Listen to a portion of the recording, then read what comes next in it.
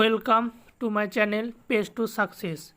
West Bengal police তোমাদের 2024, ঠিক আছে, কনস্টেবল। তোমরা একটা কথা তোমরা ভাববে যে পিআরবির উকিল একদম চুপচাপ একদম বসে শুনছে, কোনো কথা বলছে না, রোজ আসছে বেঞ্চে চুপচাপ বসে থাকছে। আর ওদের উকিল অনিন্দ্র লাহিড়ী রোজ এসে বক্তব্য দিচ্ছে আর ম্যামকে উল্টোপাল্টা বোঝাচ্ছে। এখানে মেন কারণটা বোঝো, যারা হচ্ছে পিটিশনার মানে ওই চন্দনধারা মন্টুর উকিল, ওদেরকে সময় দেওয়া হবে বক্তব্য রাখার। এখানে কোনো টিভি ডিবেটের মতন নয় যে একজনা বললো সঙ্গে সঙ্গে পিআরবি উকিলকে বলে দেবে, এমনি হয় না। প্রথমে ওদের সময় দিয়ে হবে যে তোমরা তোমাদের বক্তব্য রাখো, আর সঙ্গে সঙ্গে কিন্তু পিআরবির উকিল নোট করছে তোমাদের যে কী কী বক্তব্য রাখছে না রাখছে, বুঝতে পারলে। এখানে কিন্তু পিআরবি উকিল সঙ্গে সঙ্গে কথা বলতে পারবেন না তোমার মধ্যেখানে। যতক্ষণ না অনিন্দ্র লাহিড়ীর কথা শেষ হবে ততক্ষণ কোনো কথা পিআরবি উকিল বলতে পারবে না। আর শেষে তোমরা দেখলে আজকে ভিডিওতে অনিন্দ্র লাহিড়ী বললো আমাকে আর একদিন সময় দেওয়া হোক, দিয়ে ফাইনাল ডিসিশন দিন। মানে সামনে শুক্রবার অনিন্দ্র লাহিড়ী লাস্ট মানে বক্তব্য দিবে। ও নিজেই বললো আমাকে শুক্রবারে মানে লাস্টবার মতন টাইম দেওয়া হোক বোঝার মতন, দিয়ে আমার বক্তব্য শেষ হবে।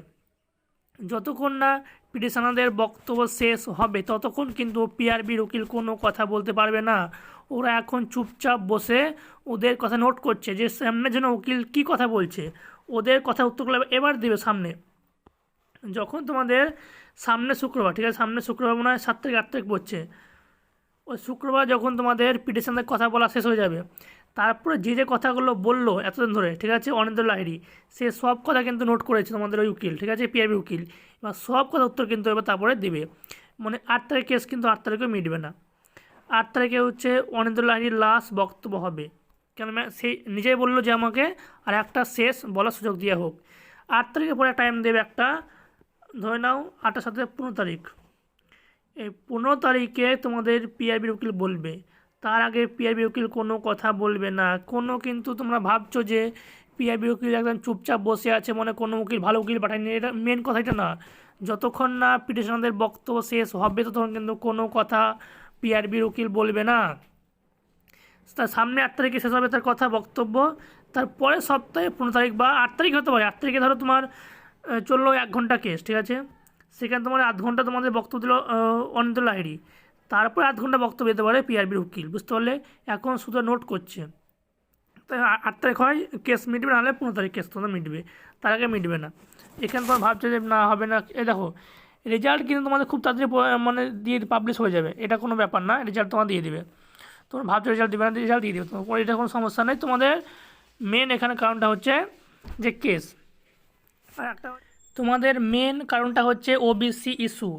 কারণ ওবিসি তোমাদের না মিটলে কিন্তু তোমাদের কোনো রেজাল্ট পাবলিশ হবে না। তোমাদের কেস তোমাদের যাই মিটে যাক, বুঝতে পারলে, কেস তোমার যাই হয়ে যাক, ওবিসি তোমাদের না কমপ্লিট করলে কিন্তু তোমাদের কোনো রেজাল্ট দেবে না, এটা তোমাদের কনফার্ম ভেবে রাখো। আর ওবিসি কি এখনও পর্যন্ত কিছু ঠিক হয়নি যে তোমাদের 7% হবে কি 17% হবে। কারণটা কি, ওয়েস্ট বেঙ্গল পুলিশ বাদ দাও, পিএসসি হোক এসএসসি হোক, অনেক কিন্তু রেজাল্ট তোমাদের আটকে আছে। কেন আটকে আছে তোমাদের, মেন কারণটা হচ্ছে ওবিসি। ওবিসি সরকার এখনও পর্যন্ত কোনো নির্দেশ দেয়নি বোর্ডকে যে তোমরা কী করবে, ওবিসি 7 করে 17 করবে। এর জন্য তোমাদের কিন্তু মেন এখানে কাহিনী আটকে আছে। তোমাদের ওবিসি পুরো যখন চলে আসবে কোনটা কী করতে হবে, তারপর তোমার রেজাল্ট কিন্তু পাবলিশ হয়ে যাবে। তো ওবিসি তোমাদের এখন মেন এখানে ইস্যু হয়ে আটকে আছে, বুঝতে পারলে। ওবিসি তোমাদের না মিটলে কিন্তু রেজাল্ট দেবে না, এটা তোমাদের কনফার্ম। তাই তোমাদের ধরে চলো তোমাদের 15 তারিখ কি 16 তারিখ এই মাসে হয়ে যেতে পারে রেজাল্ট আরাম করে। Thank you.